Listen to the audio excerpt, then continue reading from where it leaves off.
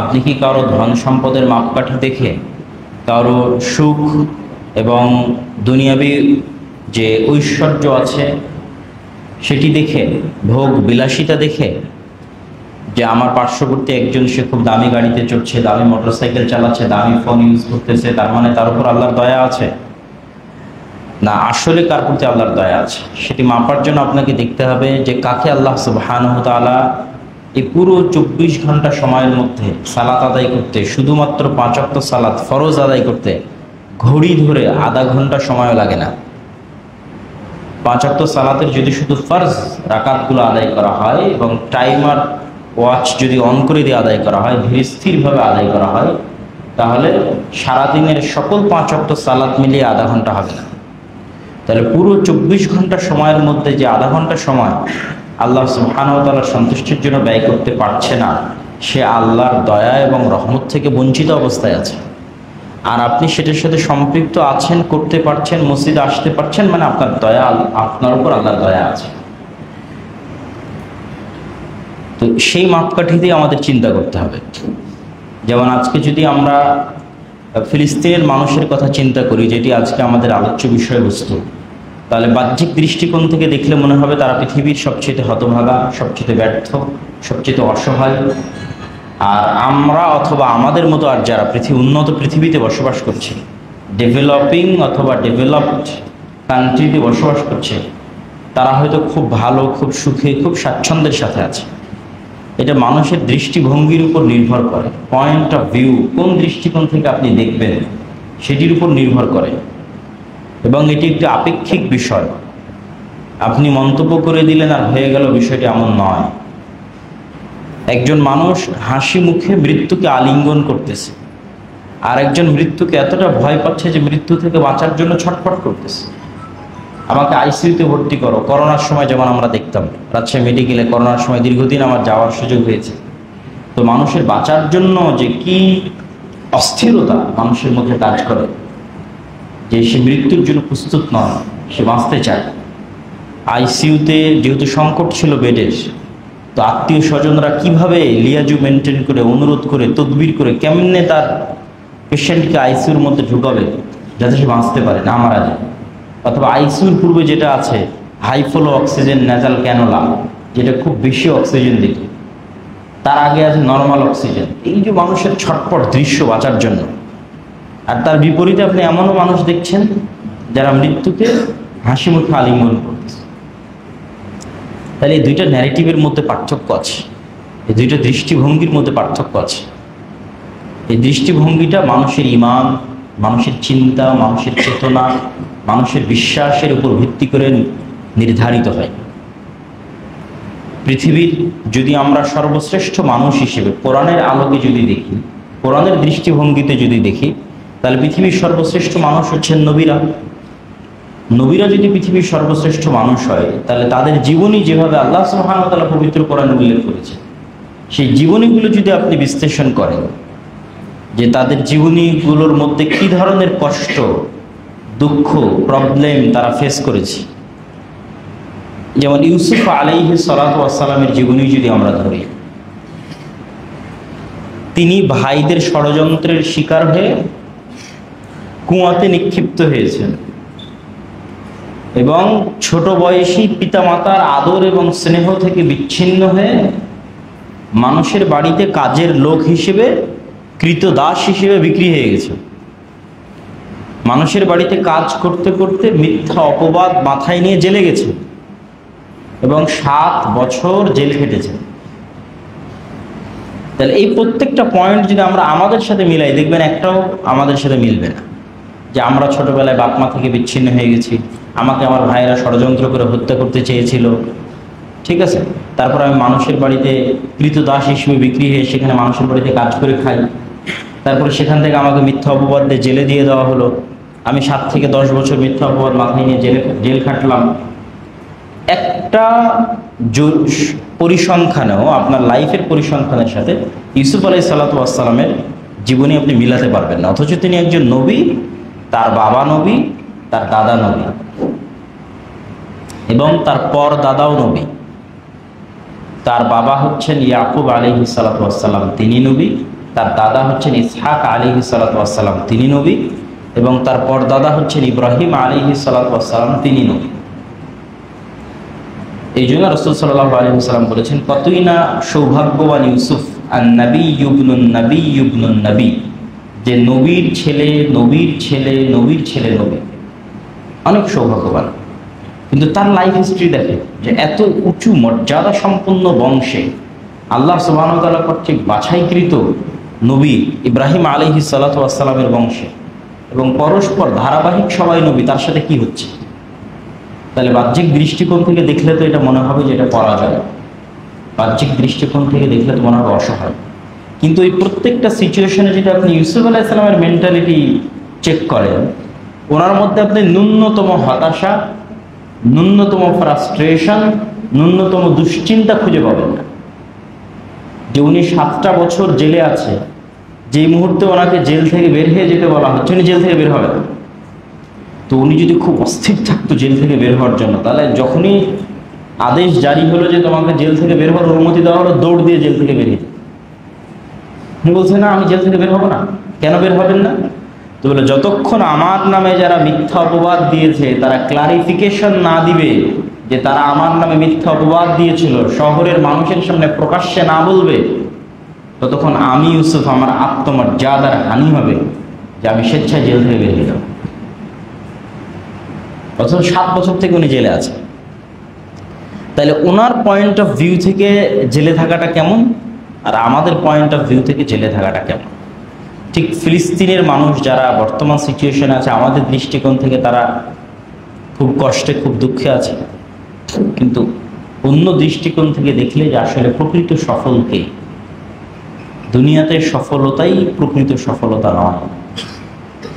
কাম মিন মাশহুরিন ফিদ দুনিয়া মাজহুলুন ইনদাল্লাহ, কত মানুষ আছে পৃথিবীতে সেলিব্রিটি, প্রসিদ্ধ, কিন্তু আল্লাহর নিকটে অপ্রসিদ্ধ, অপরিচিত। আল্লাহর দরবারে তার নামই উচ্চারিত হয় না।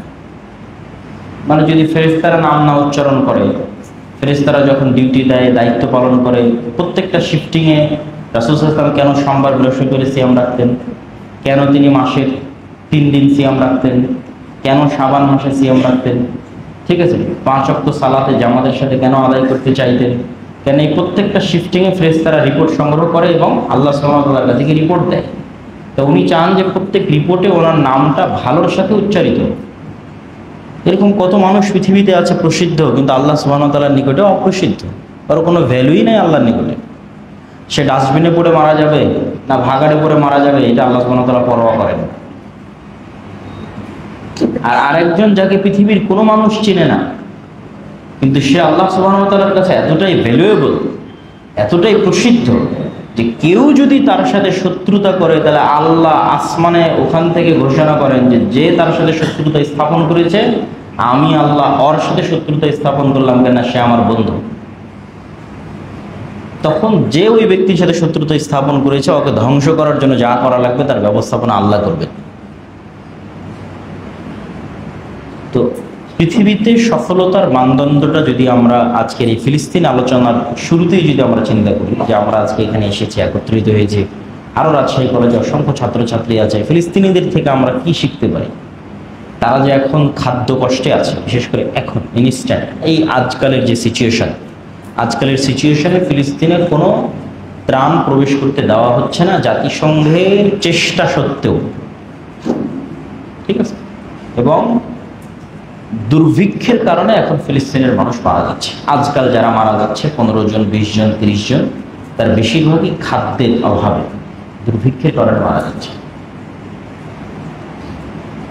তো তাদের দৃষ্টিকোণ থেকে যদি আমরা আমাদের লাইফটাকে দেখি, আমাদের জীবনটাকে দেখি, তাহলে আমরা প্রকৃত অর্থে ফিল করতে পারবো যে সফলতার মানদণ্ডটা আমাদের কি করা উচিত, আমরা কোন অবস্থায় আছি, কি সিচুয়েশনে আছে, আমাদের আল্লাহর কত শুকরিয়া আদায় করা উচিত, কিভাবে আমাদেরকে আরো দিনের দিকে ধাবিত হওয়া উচিত। এবং আল্লাহ সুবহানাহু ওয়া তাআলার যখন মানুষ শুকরিয়া আদায় করে না, তখনই কিন্তু আল্লাহ সুবহানাহু ওয়া তাআলা তাদের উপর তার যে অভিশাপ, তার যে গজব, সেটি চাপিয়ে দেন। তো ফিলিস্তিনের এই জমিটা, এই মাটিটা আল্লাহ সুবহানাহু ওয়া তাআলার ঘোষণা অনুযায়ী পবিত্র ভূমি। সুবহানাল্লাযী আসরা বিআবদিহি লাইলাম মিনাল মাসজিদিল হারামি ইলাল মাসজিদিল আকসা আল্লাযী বারাকনা হাওলা। যেই মাটির চতুর্পাশ আমি আল্লাহ বরকত দিয়ে ঘিরে রেখেছি। আর এক আয়াতে আল্লাহ সুবহানাহু ওয়া তাআলা বলছেন, ওয়ানাজ্জাইনাহু ওয়া লূতান ইলাল আরদিল্লাতী, আমি লূতকে এবং ইব্রাহিমকে ওই মাটিতে আশ্রয় দিয়েছি যেই মাটিতে আমি বরকত রেখেছি, রহমত রেখেছি সারা পৃথিবীর মানুষের জন্য। আল্লাহু আকবার। আগের আয়াতে বলা হলো যে তার চারপাশ বরকতমণ্ডিত, আর পরের আয়াতে বলা হচ্ছে যে এই মাটিতে আল্লাহ বরকত রহমত রেখেছেন কাদের জন্য? সারা সমগ্র পৃথিবীর মানুষের জন্য রেখেছেন। তো ইব্রাহিম এবং লূত আলাইহিসসালামকে আশ্রয় দিয়েছে, মানে ইব্রাহিম আলাইহিসসালামের বাড়ি ছিল ইরাকে, আর লূত আলাইহিসসালাম তিনি ফিলিস্তিনের পার্শ্ববর্তী কোনো এক শহরে দ্বীনের দাওয়াত দিতেন। তো ইরাক থেকে যখন ইব্রাহিম আলাইহিসসালামের বাবা তাকে বের করে দিলেন এবং লূত আলাইহিসসালামের শহর যখন আল্লাহ উল্টিয়ে ধ্বংস করে দিলেন, তখন এই দুই নবীকে এট এ টাইম আল্লাহ কোথায় আশ্রয় দিয়েছিলেন? ফিলিস্তিন, জেরুজালেম, যেটাকে আল্লাহ বলছেন যে এটা পবিত্র ভূমি। এবং ইব্রাহিম আলাইহিসসালামের দুই স্ত্রীর দুই সন্তান, বড় স্ত্রী সারা, তার সন্তান ইসহাক, এবং ছোট স্ত্রী হাজেরা এবং তার সন্তান ইসমাইল, এই দুই স্ত্রীর দুই সন্তান থেকেই কিয়ামত পর্যন্ত নবীদের সিলসিলা আল্লাহ সীমাবদ্ধ করে দিয়েছে। এর বাইরে পৃথিবীতে আর নবী আসেওনি, আর নবীর দাবিদারও কেউ নাই, এবং আর কোনো নবীর অনুসারী দিনের অস্তিত্বও নাই। আমরা যদি বর্তমান পৃথিবীর পপুলেশনকে ভাগ করি, তাহলে 90% পপুলেশন আব্রাহামিক রিলিজিয়ানের অনুসারী, মানে ইব্রাহিম আলাইহিসসালামের বংশধরদের কোনো না কোনো নবীর অনুসারী। তার মধ্যে সবচেয়ে বেশি আসবে খ্রিস্টানেরা, তারা ইব্রাহিম আলাইহিসসালামের সন্তান ইসহাকের পরবর্তী বংশধর ঈসা আলাইহিসসালামের অনুসারী। তারপরে আসবে মুসলমানেরা, যিনি ইব্রাহিম আলাইহিসসালামের সন্তান ইসমাইল আলাইহিসসালামের পরবর্তী বংশধর মুহাম্মদ সাল্লাল্লাহু আলাইহি ওয়াসাল্লামের অনুসারী। আর তারপরে অল্প সংখ্যক আসবে ইহুদিরা, যারা ইব্রাহিম আলাইহিসসালামের সন্তান ইসহাক আলাইহিসসালামের পরবর্তী বংশধর মুসা আলাইহিসসালামের অনুসারী। আর বাকি যে 10% রিলিজিয়ান, তাদের কোনো ধর্মের, কোনো নবীর বা কোনো কিছুর অস্তিত্ব এই আব্রাহামিক রিলিজিয়ানের যে ধর্মগ্রন্থগুলো আছে সেগুলো দ্বারা স্বীকৃত নয়। এবং আব্রাহামিক রিলিজিয়ানের যে ধর্মগ্রন্থগুলো আছে, ধর্মগ্রন্থগুলো একটা আর একটার সত্যায়নকারী, মিথ্যায়নকারী না। আল্লাহ কোরআনে বলছেন, মুসাদ্দিকাল লিমা বাইনা ইয়াদাইয়া আও ইয়াদাইকুম, এই কোরআন তোমাদেরকে দিলাম, তোমরা এই কোরআনকে চেক করতে পারো তাওরাতের সাথে মিলিয়ে, ইনজিলের সাথে মিলিয়ে। ঠিক আল্লাহ যখন ইনজিল দিয়েছেন তখন ইনজিলের ক্ষেত্রেও বলেছেন তোমরা এই ইনজিলকে চেক করে নাও তাওরাতের সাথে মিলিয়ে। এই দুটোর মধ্যে তোমরা কোনো অমিল দেখবে না, দেখবে যে কমন জিনিস পাওয়া। তো আজ যদি 5000 বছর আমরা ধরি তাওরাতের বয়স, তো 5000 বছরের যত বিকৃতি আছে, পরিবর্তন সংযোজন বিয়োজন আছে, তারপরও অসংখ্য মূল কথায় তাওরাত, ইনজিল এবং কোরআন এক। যেমন দুই একটা উদাহরণ দিই, যে আমাদের বর্তমান পৃথিবীতে একটা থিওরি, ডারউইনের মতবাদ, যে মানুষ বিবর্তনের মাধ্যমে বানর থেকে এসেছে। তাহলে মানুষ কোথায় থেকে এসেছে এই প্রশ্নের উত্তরে তাওরাত কি বলে? মানুষ কোথায় থেকে এসেছে এই প্রশ্নের উত্তরে ইনজিল কি বলে? বাইবেল কি বলে? মানুষ কোথায় থেকে এসেছে এই প্রশ্নের উত্তরে কোরআন কি বলে? এই 1000 বছরের বিকৃতির পরও 3টা ধর্মগ্রন্থ এখনো একমত যে মানুষ আদম এবং হাওয়া থেকে সৃষ্টি হয়েছে। এখনো আমরা পড়ে দেখতে পারি। ঠিক পৃথিবীতে ভয়ঙ্কর একটা বন্যা হয়েছিল নূহ আলাইহিস সালামের সময়। পৃথিবীতে ভয়ঙ্কর একজন জালেম শাসক এসেছিল ফেরাউন, যে পানিতে ডুবে গেছিল। এরকম বড় বড় প্রত্যেকটা ঘটনায় ধর্মগ্রন্থগুলো কমন। তুর পাহাড় থেকে মুসা আলাইহিস সালাম যে 10টা আদেশ কাষ্ঠফলকে লিখে নিয়ে এসেছিলেন, ওই 10টা আদেশ এখন তাওরাতে যেভাবে আছে, সেম ওই 10টা আদেশ পবিত্র কোরআনে আছে। এরকম আরো অসংখ্য বিষয় তুলে ধরা যায়। নবীদের নাম, আমরা বলছি ইব্রাহিম, তারা বলছে আব্রাহাম। আমরা বলছি ইসহাক, তারা বলছে আইজাক। আমরা বলছি ইয়াকুব, তারা বলছে জ্যাকুব। আমরা বলছি ইউসুফ, তারা বলছে জোসেফ। আমরা বলছি দাউদ, তারা বলছে ডেভিড। এই জন্যই দেখবেন বারবার মুহাম্মদ সাল্লাল্লাহু আলাইহি ওয়াসাল্লাম বলতেন যে আমি মিল্লাতে ইব্রাহিমের অনুসারী। কেন? এটাই হচ্ছে ফ্যাক্ট চেকার, কোন মানদণ্ডে মাপবা যে আমি সঠিক না তোমরা সঠিক। ইব্রাহিমের প্রকৃত অনুসারী যে সে সঠিক। তো এই জন্য মুহাম্মদ সাল্লাল্লাহু আলাইহি ওয়াসাল্লাম বারবার নিজেকে দাবি করতেন কি, তোমরা মিল্লাতে ইব্রাহিমের অনুসারী না, মিল্লাতে ইব্রাহিমের প্রকৃত অনুসারী আমি। তো এই জন্য বারবার কোরআনে দেখবেন বলা হয় ইব্রাহিম মুশরিক ছিল না, ইব্রাহিম ইহুদি ছিল না, ইব্রাহিম নাসারা ছিল না, ইব্রাহিম মুসলিম ছিল। মানে এটাই, তোমরা যদি বলো যে তোমরাও ইব্রাহিমের অনুসারী, তাহলে এই জিনিসগুলো চেক করো যে ইব্রাহিম কোথাও বলেছে যে আমি ইহুদি ছিলাম, আমি নাসারা ছিলাম। ইব্রাহিম কখনো শিরক করেছে কিনা? তোমরা তো আল্লাহর সন্তান দাবি করে শিরক করছো। তো রাসূল সাল্লাল্লাহু আলাইহি ওয়াসাল্লাম তাদের সাথে ফাইট দিতেন। তিনিও ইব্রাহিম আলাইহিস সালামের উত্তরসূরি এবং তিনি প্রকৃত ইব্রাহিম আলাইহিস সালামের অনুসারী। এই আলোচনা থেকে আমাদের জন্য শিক্ষণীয় কি মাঝখানের এই আলোচনা, যদিও আলোচনা ফিলিস্তিনের সাথে কানেক্টেড হবে। আল্লাহ ইব্রাহিম আলাইহিস সালামের দুই সন্তানের একজনকে ফিলিস্তিনে রেখেছেন, আর একজনকে মসজিদ আকসার পাশে, আর একজনকে কাবার পাশে। এই দুইটা পৃথিবীর সবচেয়ে পুরাতন পবিত্রতম মসজিদ। এই দুই পুরাতন পবিত্রতম মসজিদ আবাদ করত ইব্রাহিম আলাইহিস সালামের দুই সন্তানের বংশধরেরা। এটা মূলত এই আলোচনার সামারি। কিন্তু এখান থেকে আমাদের আরেকটি শিক্ষণীয় আছে, সেটা যে জুলাই পরবর্তী বাংলাদেশে আমাদেরকে বুঝতে হবে যে বাঙালি জাতীয়তাবাদের সাথে মুসলিম জাতীয়তাবাদের দ্বন্দ্বটা কোথায়। আবারও, বাঙালি জাতীয়তাবাদের সাথে মুসলিম জাতীয়তাবাদের দ্বন্দ্বটা কোথায়? আমরা অবশ্যই ভাষাগতভাবে নৃতাত্ত্বিকভাবে বাঙালি, কিন্তু আমরা ধর্মের দিক থেকে মুসলিম। এবং এই অঞ্চল, যে অঞ্চলটা 1905-এ বঙ্গভঙ্গ হয়েছিল, যেহেতু আমরা যদি একটু শর্টকাটে বলি যে এখানে স্বাধীন সুলতানি শাসন আমলে মুসলমানেরা স্বাধীন ছিল। স্বাধীন সুলতানি শাসন আমলের নিদর্শন কি? রাজশাহীতেই বেশি আছে। কেন? রাজশাহী যেহেতু স্বাধীন সুলতানি শাসন আমলের রাজধানীর এরিয়ার মধ্যে পড়ে, তো রাজধানী কেন্দ্রিক উন্নয়নগুলো বেশি হয়। এখন যেমন ঢাকা কেন্দ্রিক উন্নয়ন বেশি। তাহলে স্বাধীন সুলতানি শাসনামল ইখতিয়ারউদ্দিন মহসিন বখতিয়ার খিলজি যখন এই বাংলা জয় করে, তখন তার রাজধানীটা ছিল মালদা এবং চাঁপাইনবাবগঞ্জ সীমান্তবর্তী গৌড়। তাহলে ওই গৌড় অঞ্চল এবং তার আশেপাশে উন্নয়ন বেশি হবে। এই জন্য বাঘাদেব মসজিদ, কুসুমবাতি মসজিদ, চাঁপাইনবাবগঞ্জের সোনা মসজিদ, এগুলো হচ্ছে তখনকার উন্নয়নের নিদর্শন। এই স্বাধীন সুলতানি শাসন আমলের পরে, মুঘলদের শাসন, মুঘলরাই প্রথম রাজধানী চেঞ্জ করে কোথায় নিয়ে গেল? ঢাকাতে। তাহলে ওই যে আহসান মঞ্জিল, লালবাগের কেল্লা, এগুলো হচ্ছে তাদের শাসন আমলের নিদর্শন, রাজধানীতে তাদের উন্নয়নের নিদর্শন। তারপরে যখন নবাব সিরাজউদ্দৌলারা আসলো, তারা রাজধানী নিয়ে গেল মুর্শিদাবাদে। মুর্শিদাবাদে তাদের পতন হলো। এই মোটামুটি 3-4 বার রাজধানী চেঞ্জ হয়েছে। আর সবচেয়ে পুরাতন রাজধানী আমাদের এখানে, তারপরে রাজধানী সোনারগাঁ, যারা হচ্ছে 12 ভূঁইয়া, তারপরে রাজধানী মোগলদের হচ্ছে ঢাকা, তারপরে রাজধানী হচ্ছে নবাবদের মুর্শিদাবাদ। মানে এই বাংলার ইতিহাসটা যদি আমি বলি।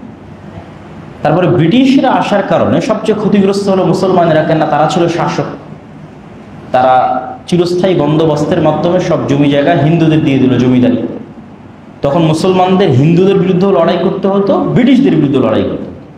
তিতুমিরের বিদ্রোহ শুধু ব্রিটিশদের বিরুদ্ধে ছিল না, হিন্দুদের বিরুদ্ধে ছিল, হিন্দু জমিদারদের বিরুদ্ধে ছিল। তো এই যে আমার রাজধানী কেন্দ্রিক আমরা মুসলমানেরা যে উন্নয়ন ভোগ করতাম, ব্রিটিশরা আসার পর তারা রাজধানী নিয়ে চলে গেল কলকাতায়। পুরো ভারতের রাজধানী হয়ে গেল কলকাতা, দিল্লি না। মুসলমানদের আমলে পুরো ভারতের রাজধানী ছিল দিল্লি, আর ব্রিটিশদের আমলে পুরো ভারতের রাজধানী ছিল কলকাতায়। তাহলে আমার ঢাকাও মাইনাস, আমরা এই পুরো বাংলা মাইনাস। তখন এই অঞ্চলের মুসলমানেরা কি হলো? সুবিধা বঞ্চিত হয়ে গেল, শিক্ষা দীক্ষা সভ্যতা সবকিছু থেকে মাইনাস। তখন তাদের শিক্ষা দীক্ষা ঢাকা কেন্দ্রিক আর একবার উন্নয়নের জন্য 1905-এর বঙ্গভঙ্গের দাবি মুসলমানদের পক্ষ থেকে। যে স্যার সালুমিল্লার কথা আমরা শুনি, যার দানে, যার সহযোগিতায় ঢাকা বা বিশ্ববিদ্যালয়গুলো, ঢাকা মেডিকেল কলেজ, বুয়েট এগুলো প্রতিষ্ঠিত হয়েছে। পরে জমিদারদের যেহেতু সমস্যা, হিন্দুদের যেহেতু সমস্যা, যদি ঢাকা কেন্দ্রিক উন্নয়ন হয়, তারা এটা মানতে চাইল না। 1911-তে এটা রদ হয়ে গেল। তো মুসলমানেরা খুব মনক্ষুণ্ণ হলো, এই অঞ্চলের মুসলমান। তখন তাদের জন্য স্যার সলিমুল্লাহর অনুরোধে ঢাকাতে বিশ্ববিদ্যালয়, বুয়েট মেডিকেল কলেজ এগুলো প্রতিষ্ঠিত হয়। তারপরে 1947 শেরে বাংলা একে ফজলুল হক চাইতেন যে দুই বাংলা মিলে আমরা ভারতের সাথেও না, পাকিস্তানের সাথেও না, অখণ্ড বাংলাদেশ চাই। তা 1905-এ যেই হিন্দু জমিদাররা বলল দুই বাংলা এক রাখতে হবে, তারাই 1947 এসে শেরে বাংলার স্বাদ দিল না। তারা বলল না, আমরা হিন্দুরা আলাদা হয়ে ভারতের সাথে যুক্ত হব। তাহলে বাঙালি জাতীয়তাবাদের যে থিওরি 1905-এ আবেগময় ভাষায় আমার সোনার বাংলা লেখা হলো, বন্দে মাতারাম লেখা হলো, এই বাংলাকে গ্লোরিফাই করা হলো, ঐক্যবদ্ধ বাংলাকে, বাঙালি জাতীয়তাবাদের থিওরি প্রতিষ্ঠিত হলো। সেই থিওরির দাবি অনুযায়ী তো 1947-এ দুই বাংলা একত্রিত হয়ে আলাদা দেশ হতে হবে। কিন্তু তারা ইউটার্ন নিয়ে কি করলো, না, আমাদের কাছে হিন্দুত্ববাদী যে জাতীয়তাবাদ সেটি আমাদের কাছে প্রাধান্যপ্রাপ্ত।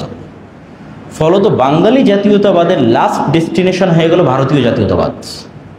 তখন এই অঞ্চলের মুসলমানিত্ব রক্ষার জন্য শেরে বাংলা বললেন, যদি দুই বাংলা এক না রাখা যায় তাহলে আমাদের পাকিস্তানের সাথে জয় হবে, অন্তত আমরা আইডেন্টিটি ক্রাইসিসে ভুগব না। মুসলমানদের ভবিষ্যৎ প্রজন্ম মুসলমান হওয়ার কারণে আইডেন্টিটি ক্রাইসিসে ভুগবে, যেটা ভারতের মুসলমানেরা মুসলমান হওয়ার কারণে আইডেন্টিটি ক্রাইসিসে ভুগতেছে। তাহলে এই আইডেন্টিটি ক্রাইসিসের মধ্যে আমরা পড়ব না। তারপরে 1947-এর পর 1971-এর পূর্ব মুহূর্তে 1960-এর দিকে নতুন করে আবার বাঙালি জাতীয়তাবাদ এই দেশে আমদানি করা, কলকাতা কেন্দ্রিক বাঙালি জাতীয়তাবাদ, যেটার লাস্ট ডেস্টিনেশন হচ্ছে ভারতীয় জাতীয়তাবাদ।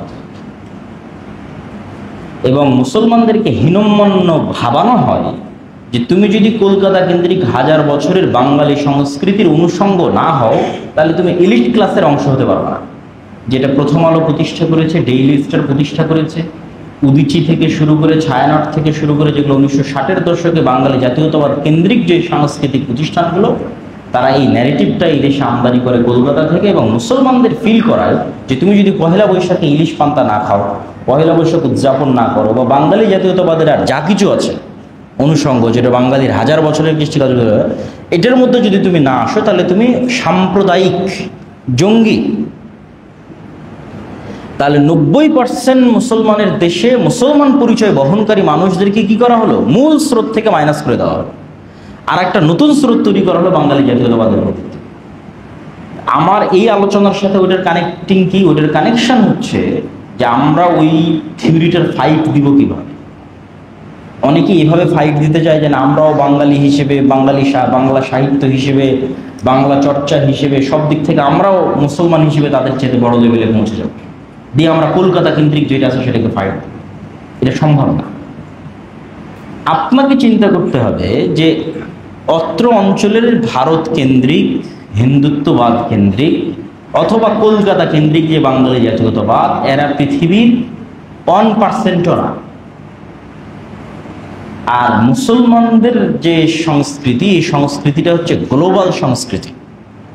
সাংস্কৃতিকভাবে আমরা যদি কিছু ছোট ছোট পয়েন্ট ধরি সাংস্কৃতিক, যেমন একটা পয়েন্ট কি ধরেন গরুর গোস্ত খাওয়া, তাহলে যদি আপনি বাঙালি জাতীয়তাবাদের থিওরিতে আপনি যান, তাহলে আপনি যদি গরুর গোস্ত খান তাহলে আপনি সাম্প্রদায়িক। তাহলে আপনাকে এলিট হতে হলে গরুর গোস্ত খাওয়া বাদ দিতে হবে। কলকাতার কাছে এলিট হতে হলে ভারতের কাছে গরুর গোস্ত, তাহলে আপনি কি চিন্তা করবেন? আপনি কি চিন্তা করে এলিট হওয়ার জন্য গরুর গোস্ত খাওয়া বাদ দিবেন? না, আপনি চিন্তা করবেন আব্রাহামিক রিলিজিয়নের অনুসারে পৃথিবীর 90% মানুষ গরুর গোস্ত খায়, সুতরাং আমি গ্লোবাল নাগরিক, আমি তো ইউরোপের সাথে কানেক্টেড, আমেরিকার সাথে কানেক্টেড, এদের তো গণারই দরকার নেই, এদের তো পৃথিবীতে কোনো অস্তিত্ব নাই, কোনো অংশই নাই, কোনো ভূমিকাই নাই, তাহলে কেন আমি তাকে গণবো? আমি তো এদের চেয়েই তো টপ লেভেলের ওয়ার্ল্ড ওয়াইড যে কানেক্টিভিটি, যে সংস্কৃতি, সেই সংস্কৃতির অংশ। ধরেন আর একটা যদি ছোট্ট পয়েন্ট বলি, মুসলমানি করা। তা মুসলমানি করা হিন্দুদের সংস্কৃতি না, কিন্তু মুসলমানি করা গ্লোবাল সংস্কৃতি। কেন? আব্রাহামিক রিলিজিয়নের সব দিনের অনুসারীরা কি করে? মুসলমানি করে। খ্রিস্টানেরা মুসলমানি করে, ইহুদিরা মুসলমানি করে, মুসলমানেরা মুসলমানি করে। তাহলে আপনি ওর সাথে তুলনা করে কেন বিনম্র না হবে? আপনি তো গ্লোবাল নাগরিক। সুতরাং আপনাকে ওইটার সাথে ওইভাবে ফাইট না দিয়ে আপনাকে সবসময় ফাইট দিতে হবে কীভাবে? বিশ্ব চিন্তা করে। এবং বাংলাদেশেরও স্বাধীনতা অক্ষুণ্ণ থাকবে যদি বাংলাদেশ ভারত নির্ভর না হয়ে বিশ্ব নির্ভর হয়। বিশাল মুসলিম বিশ্ব, বিশাল ইউরোপ, বিশাল আমেরিকা। আল্লাহ সুবহানাহু ওয়া তাআলার কথা অনুযায়ী খ্রিস্টানেরা মুসলমানদের প্রতি বেশি সফট হবে হিন্দুদের চেয়ে, ব্রাহ্মণদের চেয়ে। আল্লাহর কোরআন আয়াতের যদি আমরা অনুবাদ করি, মুসলমানদের প্রতি সবচেয়ে অত্যাচার করবে, সবচেয়ে জুলুম করবে ইহুদিরা এবং হিন্দুরা। এবং সফট থাকবে মোটামুটি এবং বেশি ইসলাম গ্রহণ করবে। কিয়ামতের পূর্ব মুহূর্তে যদি সব মানুষ মুসলমান হয়তো সবচেয়ে বেশি ইসলাম গ্রহণ করবে কারা? খ্রিস্টানরা। এবং অতীতেও সবচেয়ে বেশি ইসলাম গ্রহণ করেছে কারা? খ্রিস্টানরা। সুতরাং অন্য দিক থেকে নয়, ধর্মের অনুসারের দিক থেকে না, মিল্লাতে ইব্রাহিমের অনুসারী হিসেবে মুসলমানেরই শ্রেষ্ঠ। কিন্তু এই বাঙালি জাতীয়তাবাদকে ফাইট দেওয়ার জন্য আব্রাহামিক রিলিজিয়নের আর অন্য ধর্মের অনুসারীরা যারা পৃথিবীতে বসবাস করতেছে তাদের সাথে আপনি আপনার সংস্কৃতিটা মিলানোর চেষ্টা করেন, যে আমি তো সাংস্কৃতিকভাবে তাদের সাথে কানেক্টেড, তাদের সাথে আমার বনারই দরকার, যে হিন্দু এই কলকাতার হিন্দু দাদাবাবুদের কাছে আমাকে শ্রেষ্ঠ হতে হবে, আমাকে তার কাছে এলিট ক্লাসের হতে হবে। এই ন্যারেটিভটা যদি আমরা একটু জাতীয়ভাবে তৈরি করতে পারি, তাহলে প্রথম আলো বা ডেইলি স্টার যে ন্যারেটিভ আমাদের খাওয়ানোর চেষ্টা করে বা এলিট ক্লাস থেকে মুসলমানদেরকে মাইনাস করে এবং সেকুলার না হলে বাঙালি জাতীয়তাবাদী বিশ্বাসী না হলে মুসলমানদের এলিট ক্লাসে জায়গা নেয়, যে ডিমোরালাইজ করা হয়, সেই জায়গা থেকে এটা আমাদের শিক্ষা। তো আমরা আবার আমাদের আলোচনায় ফিরে যাই। তো এই ইব্রাহিম আলাইহিস সালাতু ওয়াস সালামের দুই সন্তানের এক সন্তান মসজিদ আকসা কেন্দ্রিক, আর এক সন্তান হচ্ছে কাবা কেন্দ্রিক। এই ইউসুফ আলাইহিস সালাতু ওয়াস সালামই যখন কুয়ায় নিক্ষিপ্ত হয়ে মিশরে বিক্রি হয়ে গেলেন, এখনো কিন্তু ফিলিস্তিনের সাথে মিশর কানেক্টেড। আপনি এখনো গাজায় কোনো ত্রাণ মিশর ছাড়া দিতে পারবেন না। তো এটা আগের থেকেই ভৌগোলিকভাবে যুক্ত একটা অঞ্চল হচ্ছে মিশর ফিলিস্তিন। ওই যে ইব্রাহিম আলাইহিস সালাতু ওয়াস সালামের স্ত্রী সারাকে নিয়ে তিনি এক সফরে যাচ্ছিলেন, জালেম বাদশাহ তার স্ত্রীর সাথে মতলব নিয়ে সামনের দিকে এগিয়ে আসছিল, এই যে বুখারীর যে বর্ণনা, এটাও কিন্তু তারা ফিলিস্তিন থেকে মানে জেরুজালেম থেকে খাদ্যের অন্বেষণে মিশর যাচ্ছিলেন। তো ফিলিস্তিনের সাথে মিশরের যোগাযোগ এবং সম্পর্কটা ঐতিহাসিক ভাবে। তো ইউসুফ আলাইহিস সালাম মিশরে আসলেন, মিশরের তিনি মন্ত্রী হয়ে গেলেন। তারপরে তার বাবা তার ভাইয়েরা সবাই মিশরে আসলো। তারপরে মিশরে যাদের সাথে এলাই করে, যাদের সাথে জোট করে ইউসুফ আলাইহিস সালাম শাসন চালাতেন, তাদের পতন হলো, ফারাওদের উত্থান হলো। ফারাও বংশ, ফেরাউন, তাদের উত্থান হলো। সবাইকেই ফেরাউন বলা হয়, তাদের বংশের যত রাজা আছে, এটা তাদের উপাধি। ঠিক আছে, যেমন আমরা আমাদের যুগে ইউজ করতেছি প্রাইম মিনিস্টার, প্রেসিডেন্ট, এই যে উপাধিগুলো ইউজ করতেছি। কোথাও আমিরুল মুমিনিন উপাধি ইউজ হচ্ছে, কোথাও খাদিমুল হারামাইন আর শরীফাইন উপাধি ইউজ হচ্ছে। এই যে উপাধিগুলো তো সবার ক্ষেত্রে ব্যবহার হচ্ছে। ঠিক ফেরাউন একটা উপাধি। তখন ওই ফারাও বংশের অনুসারীরা আগের সরকারের জোটের সঙ্গীকে ছিল ইউসুফ আর তার বংশধর। যেমন গত 16 বছরের ফ্যাসিজম, তারা চিন্তা করেছে কি আগের সরকারের জোটের অংশ কারা ছিল। তো শুধু আগের সরকারের বিরুদ্ধে না, জোটের যারা অংশ ছিল তাদের সাথে শত্রুতা। তাহলে জোটের অংশ ছিল ইউসুফ আলাইহিস সালাম এবং তার ভাইয়েরা, এরাই হলো বানু ইসরাইল। তখন তাদের উপর জুলমের স্টিম রোলার শুরু হলো এবং এই জুলমটা আরো বাড়লো কেন? তারা স্বপ্নের মধ্যে দেখলো বহু পাদ্রী, বহু জ্যোতিষী, যে একটা আগুন জেরুজালেম থেকে উঠতেছে, সেই আগুনে পুরো মিশরের রাজ্য ভস্মীভূত হয়ে যাচ্ছে, ধ্বংস হয়ে যাচ্ছে। জ্যোতিষীরা ব্যাখ্যা দিল যে জেরুজালেম থেকে কারা আসছে? এরাই তো বানু ইসরাইলেরই তো আসছে, ইব্রাহিম আলাইহিস সালামের বংশধর ইসহাক, ইয়াকুব, ইউসুফ এবং তার 11 ভাইয়ের পরবর্তী সন্তান। এরাই তো জেরুজালেম থেকে আসছে। অতএব এদের থেকে এমন সন্তান জন্ম নিবে আপনার শাসন ক্ষমতা ধ্বংস করে। তখন 300 বছর লাগাতার এদের উপর জুলুম চললো, যে জুলমের বর্ণনা আল্লাহ দিয়েছে, ছেলে সন্তানকে জবাই করবে, মেয়েদের বাঁচিয়ে রাখবে। তো 300 বছরের জুলমে এরা গোলাম হিসেবে এদের নেচার গোলাম হয়ে গেল। যেমন আমরা মানসিকভাবে এখনো 190 বছরের যে ব্রিটিশ শাসন, সেটা ট্রমা বহন করি, ট্রমা মেন্টালি, জেনেটিক্যালি, এবং ট্রমাটাইজড হওয়ার কারণে আমাদের অজান্তেই আমাদের মধ্যে গোলামীর স্বভাব কাজ করে। 70 বছর স্বাধীনতা ভোগ করার পরেও আমরা ওইটা থেকে বের হতে পারি। আর এই 70 বছরের স্বাধীনতাটা যেহেতু গণতন্ত্র কেন্দ্রিক ছিল, আর গণতন্ত্রও যেহেতু গোলামীর যে নেচারগুলো ওগুলো টিকিয়ে রাখার সিস্টেমটা ধরে রাখে। গোলামীর নেচারটা কি?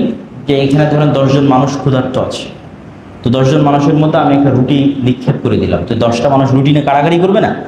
তাহলে এই যে রুটিনে কাড়াকাড়ি করতেছে একটা আত্মমর্যাদা সম্পূর্ণ মানুষ, কিন্তু স্বাধীন মানুষ, কিন্তু যার কাছে খাবারের কষ্ট নাই, সে কিন্তু রুটিনে কাড়াকাড়ি করবে না। তাহলে তো গোলামের নেচার।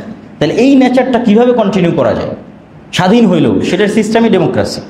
ডেমোক্রেসি থাকলেই এরা একজন আরেকজনের নিন্দা করবে, অপবাদ দিবে, হিংসা করবে, মারামারি করবে, ক্ষমতা নিয়ে মারামারি করবে, টাকা দুটো দখল করার জন্য দুটো বেশি ইনকাম করার মারামারি করবে। এরা নিজের অজান্তে গোলামের সংস্কৃতি লালন করবে।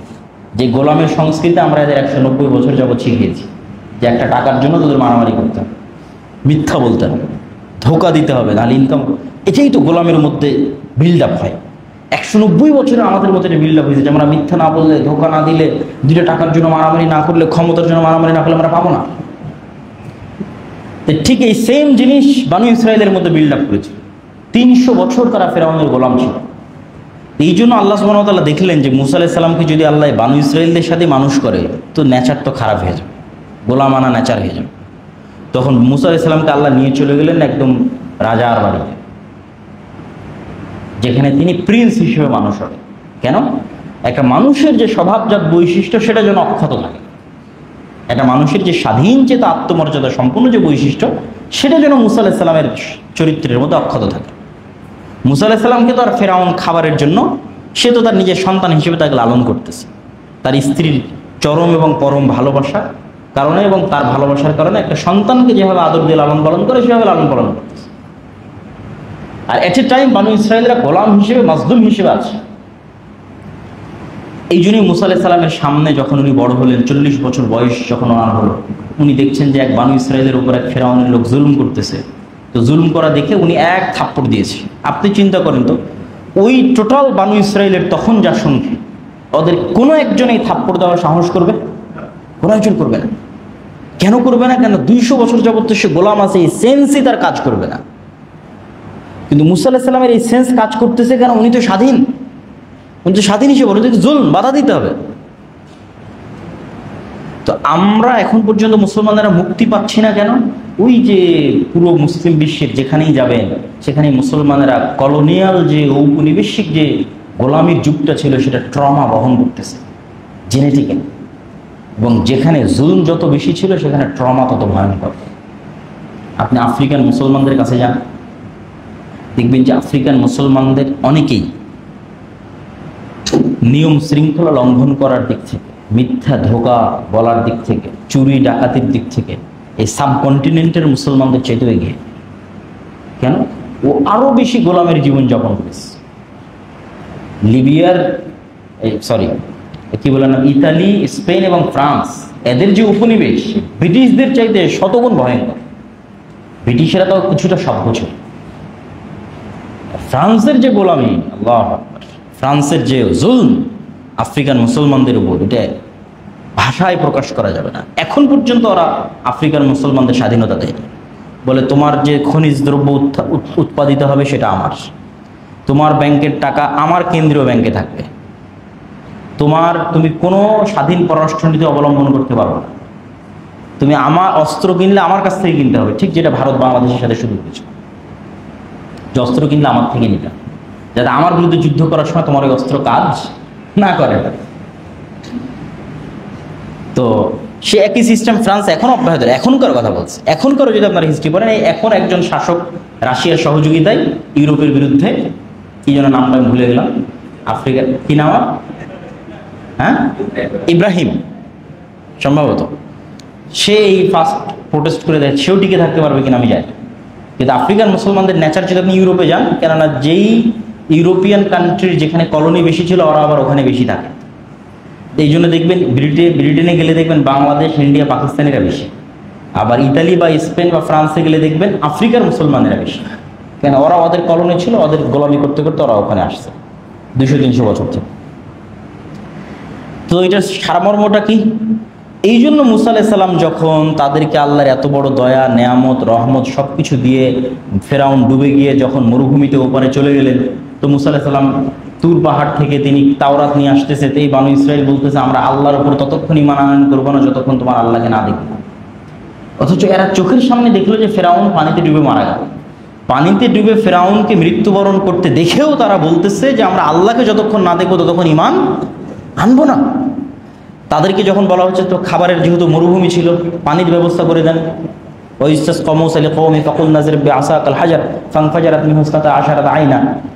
মুসা আলাইহিস সালাম পাথরে বাড়ি দিলেন, 12টা ঝর্ণা হলো। 12টা ঝর্ণা কেন? ইউসুফ আলাইহিস সালাম এবং তার 11 ভাই, মোট 12 জন, 12 জনের 12 বংশের জন্য 12টা ঝর্ণা, এবং সমুদ্রের মধ্যে রাস্তাও তৈরি হয়েছিল 12টা। তাদের সম্মান দেখেন। তাহলে খাবার লাগবে, তো আল্লাহ মান্না এবং সালওয়া জান্নাত থেকে পাঠাতেন। পৃথিবীর সবচেয়ে দামি মাশরুম যেটা মরুভূমিতে হয়, যেটার বর্তমান বাজার দর অনুযায়ী প্রতি কেজি মাশরুমের দাম 4 থেকে 5 লক্ষ টাকা। সেই 4 থেকে 5 লক্ষ টাকা কেজি মাশরুম এবং এক প্রকার পাখির গোস্ত আসমান থেকে আসতো, জান্নাত থেকে আসতো। তারপরে তারা কি বলল? লান নাসবিরা আলা তুআমিন ওয়াহিদ ফাদউ লানা রাব্বাক। এই এক খাদ্য আমাদের ভাল লাগে না প্রত্যেক দিন, তোমার আল্লাহকে বলো এই মরুভূমির মধ্যে শাক সবজি ডাল চাউল পেঁয়াজ উৎপাদন করে দিতে। ওটা কিন্তু এখনো মরুভূমি, সিনাই মরুভূমি, ম্যাপে গেলেও মরুভূমি। মিশর এবং ফিলিস্তিন সীমান্তবর্তী অঞ্চলে যদি তুর পাহাড় সিলেক্ট করেন তাহলে তুর পাহাড়ের আশপাশের পুরো অঞ্চল বিশাল অঞ্চল মরুভূমি। তো ওখানে এখনো কিছু আবাদ করা সম্ভব। তো এই জন্য সমুদ্রের পানি তো লবণাক্ত, এই জন্য পাথর থেকে ঝর্ণা বেরিয়েছে মিষ্টি পানির জন্য, সমুদ্রের পানিতে খেতে পারবে না। আর খাবারের জন্য জান্নাত থেকে খাবার আসতেছে। তো তাদের এটা এখন ভালো লাগছে, তাদের এখন শাক সবজি দরকার। তা আল্লাহ বলছে ঠিক আছে, আর এই মরুভূমি পার হলে একটা দেশ আছে, সেটাই কিন্তু ফিলিস্তিন, জেরুজালেম। সুজলা সুফলা শস্য শ্যামলা, খুব সুন্দর আবাদ হয়, জাইতুন হয় খুব দামি উন্নত মানের। ওখানে আমালেকা গোত্রের একদল শক্তিশালী মানুষ বসবাস করে। তোমরা যুদ্ধ করে এটা বিজয় করো, ওটা তোমাদেরই জমি। কেন তোমাদের জমি? ওই যে ইসাক আলাইহিসসালামের সন্তানরা তো এরাই তো ইউসুফ আলাইহিসসালাম হয়ে মিশরে আসছে। তো তোমাদের জমি, পবিত্র ভূমি, সেখানে যাও। তো আমরা যেতে পারবো না, আপনি আর আপনার আল্লাহ গিয়ে যুদ্ধ করতে। তখন মুসা আলাইহিস সালাম হতাশ হয়ে গেলেন। উনি তো ছিলেন স্বাধীন চেতা, এরকম নিম্নমানের ব্যবহার উনি কোনোদিন দেখেননি। তাহলে এরা এত নিম্নমানের ব্যবহার কেন করতেছে, অথচ এরা নবীর সন্তান? ওই যে 190 বছর 200 বছর গোলামি করছে। আপনি যদি এখন বাংলাদেশের রাজনীতি দেখেন যে এই যে জুলাইয়ের এত কষ্টের পর এত কামড়াকামড়ি কেন, কোনো অ্যান্সার নেই। 190 বছর ব্রিটিশদের গোলামি করেছে, রক্তের মধ্যে এটা ঢুকে আছে। কথা বুঝতে পেরেছেন? তাই যতক্ষণ আমরা পূর্ণ আমাদের ওই গোলামির স্বভাবগুলো বাদ দিয়ে পূর্ণ স্বাধীনতার যে স্বভাবগুলো আমরা না অনুসরণ করব, ততক্ষণ আপনি পাবেন না। এই জন্য আল্লাহ কোরআন বানু ইসরাইলের ঘটনা দিয়ে পরিপূর্ণ করে দিয়েছে। এই জন্য রাসূল সাল্লাল্লাহু আলাইহি ওয়াসাল্লাম বলেছে, এমন একদিন আসবে বানু ইসরাইল আর তোমরা দুই জুতার পাটের মতো হয়ে যাবা। জুতার এক পাটের সাথে আর এক পাটের কোনো অমিল আছে? কোনো অমিল নাই। তাহলে বানু ইসরাইলরা যদি কোনো গর্তে, সাপের গর্তে প্রবেশ করে থাকে, তোমরাও ওই গর্তের মধ্যে প্রবেশ করো। বানু ইসরাইলের কোনো এক মানুষ যদি তার মায়ের সাথে জেনা করে থাকে, তাহলে আমার উম্মতের কেউ তার মায়ের সাথে জেনা করে। এইভাবে তোমরা বানু ইসরাইলের সাথে মিলে যাবে। অতএব বানু ইসরাইলের ঘটনা দিয়ে কোরআন পরিপূর্ণ করে দিলাম। বিপদ থেকে বাঁচতে চাইলে এখান থেকে শিক্ষা নেই। এই জন্য আমি আমার বক্তব্যে বলেছি যে এই যুগের মুসলমানেরা আজকের বানু ইসরাইল। আর একটা ছোট্ট উদাহরণ দেই। সেই দিন কোথায় নিউজ দেখলাম যে জর্ডানের যারা দায়িত্বশীল তারা গাজায় ত্রাণ পাঠানোর জন্য কত বেশি পরিমাণে চাঁদা নিচ্ছে, কোথায় যেন নিউজ দেখলাম। তো এটা তো নিউজে এসেছে, আর আমরা যেহেতু ফিল্ডে ত্রাণ বিতরণ করতেছি, আমরা তো আরো ভালো জানি। যেই একটা খাসির দাম মিশরের বাজারে ধরেন $50, দালালের হাত পরিবর্তন হতে হতে হতে হতে হতে হতে এই খাসির দামে গাজার মধ্যে $3000। তাহলে এই প্রত্যেকটা স্তরে যতগুলো দালাল আছে, আল্লাহর কসমের একটাও ইহুদি নয়। প্রত্যেকটা দালালকে মুসলমান, বানু ইসরাইল।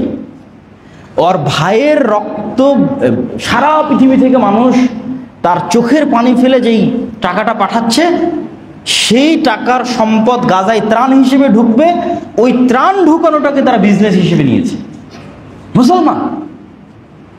যখন আব্দুরিম এই গল্পগুলো শোনায়, তখন তো আমি বলি যে ঠিক আছে, আমি যে বক্তব্য দিয়েছি ঠিক বক্তব্য দিয়েছি, যে আজকের যুগের মুসলমানেরা আজকের যুগের বানু ইসরাইল। কেননা গোলামি করতে করতে তাদের নেচার এরকম হয়ে গেছে। তারা স্বাধীনভাবে কোনো সময় চিন্তা করতে পারে না। স্বাধীন একটা মানুষের যে গুণাবলী, যে বৈশিষ্ট্যগুলো থাকা দরকার, সেগুলো তাদের মধ্যে নাই। যেমনটা আমরা জুলাই পরবর্তী বাংলাদেশের এখনকার অবস্থা দেখতেছি। তাহলে এই জন্য আপনাকে আরও ফিলিস্তিনের হিস্ট্রি স্টাডি করতে হবে, আরও বানু ইসরায়েলের হিস্ট্রি স্টাডি করতে হবে। কেন আল্লাহ আর কোন সম্প্রদায়ের কথা কোরআনে এত বিস্তারিত বললেন না, আর বানু ইসরায়েলের যা বলতেছি তার প্রত্যেকটাই কোরআনে আছে। মানে এতক্ষণ পর্যন্ত আমি যা বললাম বানু ইসরায়েলের হিস্ট্রি, আর প্রত্যেকটা কোথায় আছে?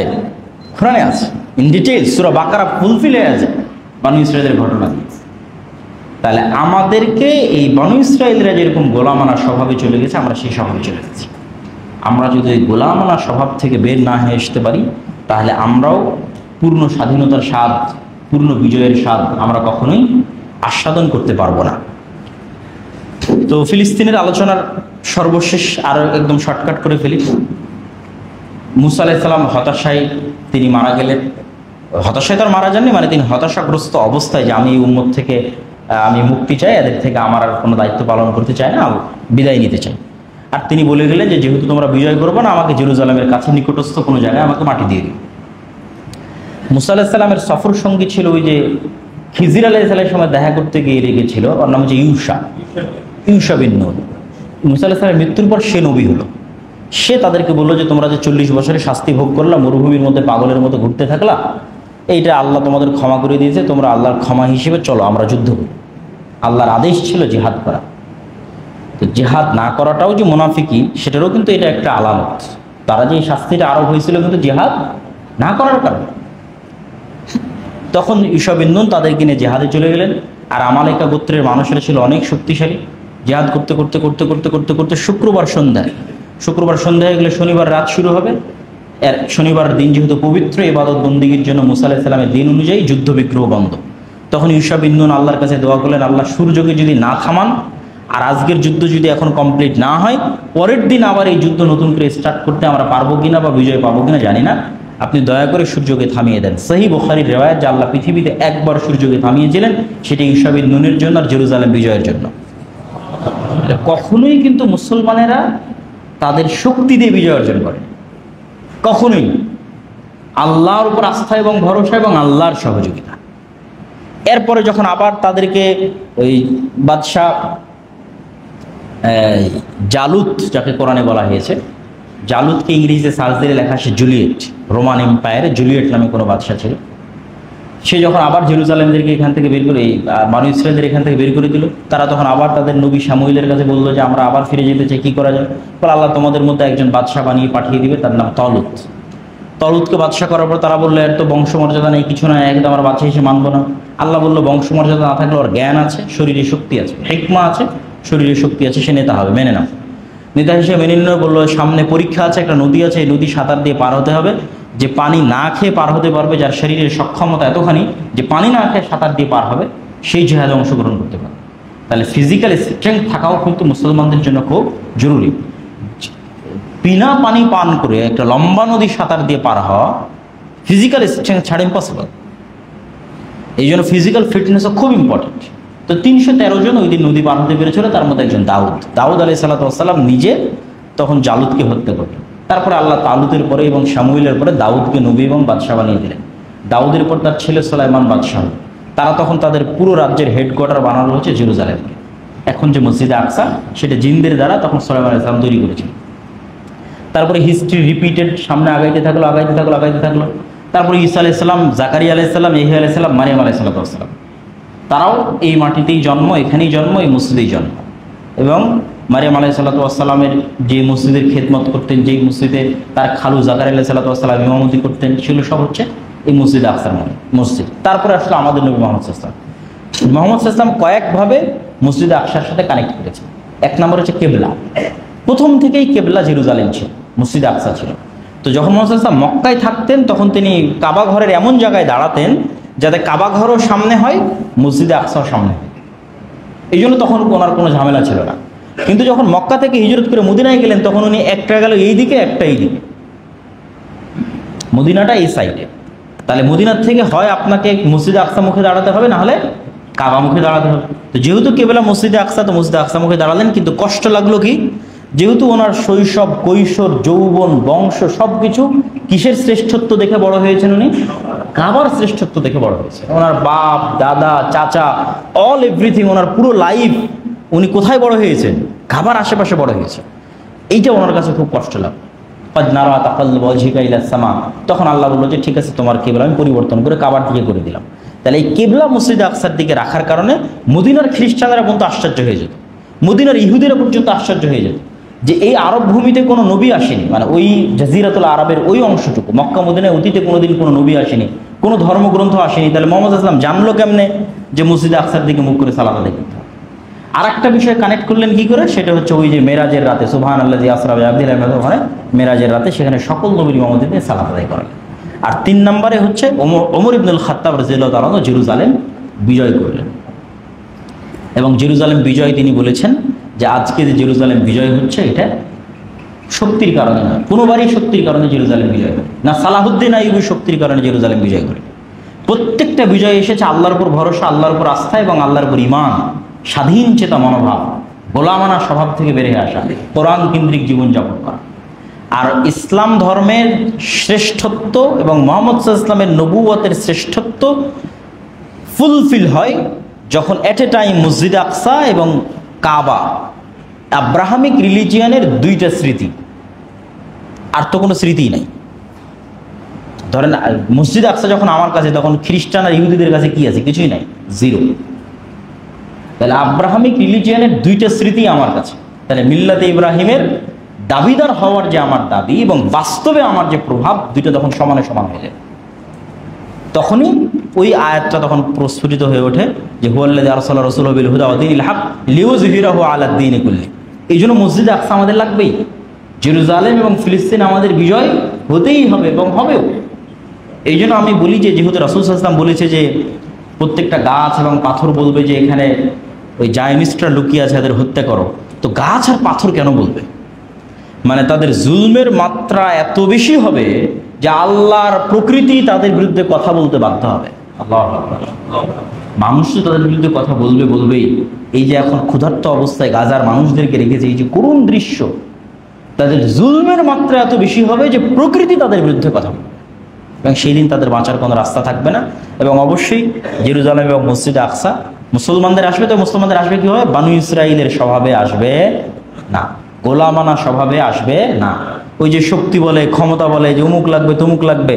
আজ মুসলিম বিশ্বের যা শক্তি ক্ষমতা আছে, ওমর ইবনুল খাত্তাবের তা ছিল না।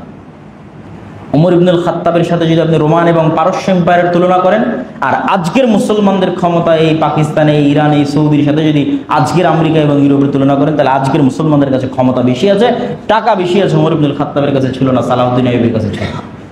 তাহলে শক্তি ক্ষমতা কোনো ব্যাপার নয়। আজকে মুসলমানদের নাই কি? সব বানু ইসরাইলের স্বভাবের মধ্যে আছে। সবাই নিজের ভাইয়ের রক্ত বিক্রি করে খেয়ে নিচ্ছে। ঠিক আছে, এই গোলামানা স্বভাব থেকে যদি আমরা বেরিয়ে আসতে পারি, আমাদের পরবর্তী বংশধররা বেরিয়ে আসে, ইনশাআল্লাহ আমরা নাজাত পাবো। আল্লাহ আমাদের তৌফিক দান করুক। আল্লাহ আমিন।